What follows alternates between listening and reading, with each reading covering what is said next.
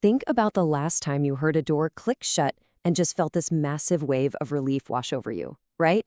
We're basically conditioned from birth to believe that walls, locks, and security protocols are our ultimate shields against the chaos of the outside world. We build these perimeters to keep danger out so we can finally relax inside. But we really have to question the very locks and walls we trust so implicitly. What happens when your shield actually becomes your cage? What happens when the supposed safety of a lockdown effectively traps you in a corner with absolutely zero escape? What happens when the person you're hiding from is actually already inside the room with you? This is the core of what we call the safety paradox. It's that terrifying realization that the structures we build for protection can actually become the instruments of our downfall.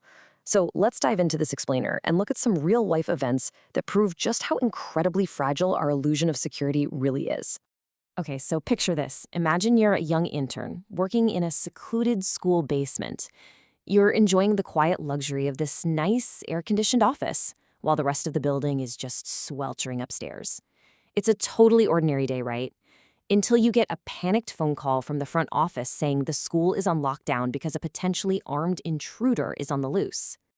Now, you do exactly what you're told. You turn off the lights, you huddle in the dark, but then it hits you. You realize a terrifying flaw in your little haven. Your office doesn't actually have a door, and the main basement entrance doesn't even have a working lock. You are completely cut off from any information upstairs, and your supposed safe room is basically wide open. As you sit there in that suffocating silence, every single creak of the floorboards above sounds like a heartbeat of dread. Then, the heavy basement door groans open. Footsteps start echoing across the basement, coming right toward your open office. You crawl under your desk, heart literally hammering against your ribs, just praying the darkness hides you. A stranger steps into the room. And then, in a situation where silence is survival, your phone dings with a text message. You finally break the silence to beg for your life, and the man standing there, who's wearing a red plaid shirt and a cap, tells you he was just hiding down there too. But then you read that text message, and it reveals the absolute worst. The man standing right in front of you is the active shooter who just attacked a teacher upstairs. In that split second, the basement isn't a shelter anymore. It's a shooting gallery. You break, scramble for the stairs, and a gunshot echoes through the dark, the bullet missing your head by mere inches. You barely survive. It's wild, because the very lockdown protocols meant to protect you had actually trapped you in a confined space with the threat. And look, this sense of compromised security isn't just limited to schools. It follows us right into the places where we should feel the most private. Picture yourself in a hotel room, far from home, when suddenly a lockdown alarm starts flashing this bright white light from the ceiling, and a computerized voice commands you to stay put. So you do exactly what the experts say, right? You stay in your room, turn off the lights, and wait in bed. But then the phone rings. It's a frantic warning from the front desk that completely shatters your sense of security entirely. The voice on the other end tells you there is somebody in the room with you. Get out immediately. You drop the phone, instinctively start frantically looking around the empty room.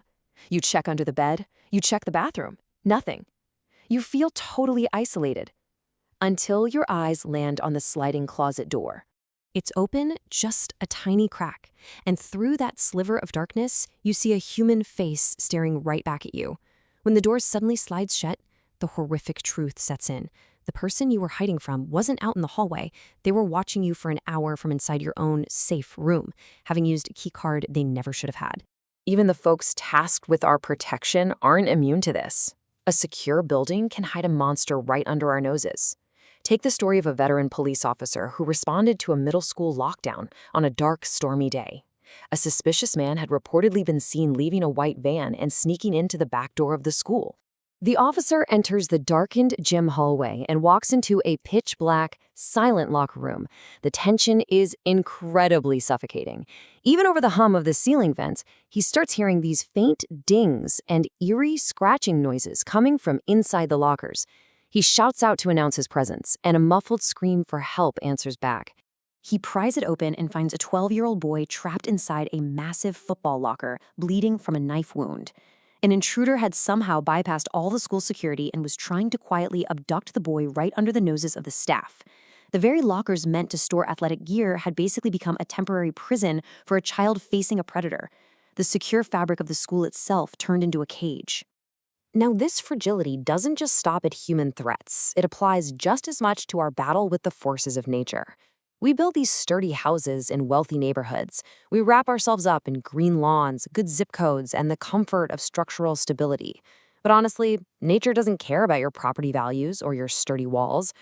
In a terrifying matter of just 60 seconds, literally 1 minute, an EF4 tornado can turn a beautiful home into a complete field of rubble. Footage of these events shows how crazy fast the safety paradigm shifts.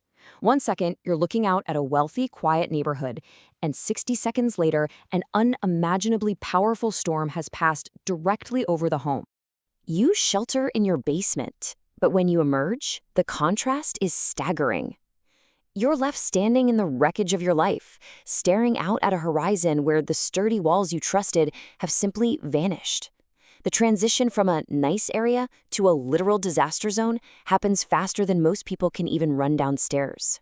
So what you should really take away from this explainer is the uncomfortable truth. Whether it's a failing lock in a school basement, a stranger hiding in your hotel closet, a child trapped in a locker, or a sudden storm that wipes a whole zip code off the map, safety is often just an illusion we maintain right up until the very moment it shatters. The structures we build are really only as safe as the circumstances allow them to be. If this look at the razor-thin line between security and danger kept you on the edge of your seat, be sure to like this explainer and subscribe to the channel for more deep dives into the shadows of the human experience. And remember, always stay vigilant, because you never truly know who or what might be hiding on the other side of your lock.